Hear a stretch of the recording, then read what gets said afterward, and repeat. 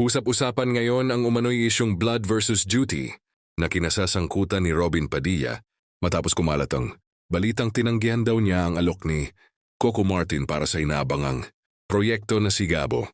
Tinayosin sa mga bulong-bulungan. Personal umanong inimbitahan ni Coco si Robin na maging bahagi ng serye na sinasabing isa sa pinakamalaking proyekto ng Kapamilya Network sa mga susunod na buwan.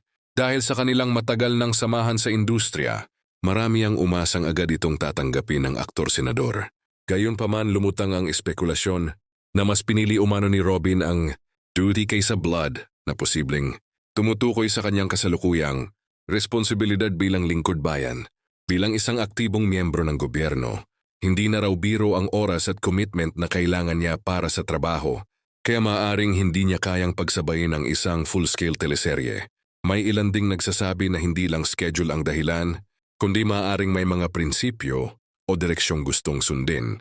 Si Robin pagdating sa kanyang karera ngayon, hindi rin maikakaila na malaki ang pressure at expectations sa Sigabo, kaya posibleng pinili niyang umiwas muna sa ganitong kalaking proyekto.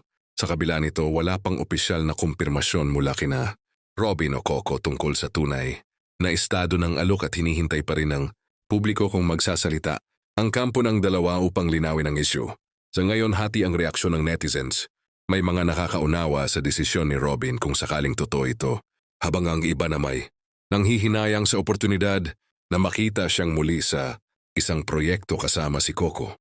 Kung sakaling magbago ang sitwasyon, marami pa rin ang umaasang makikita ang tambalan nila sa hinaharap.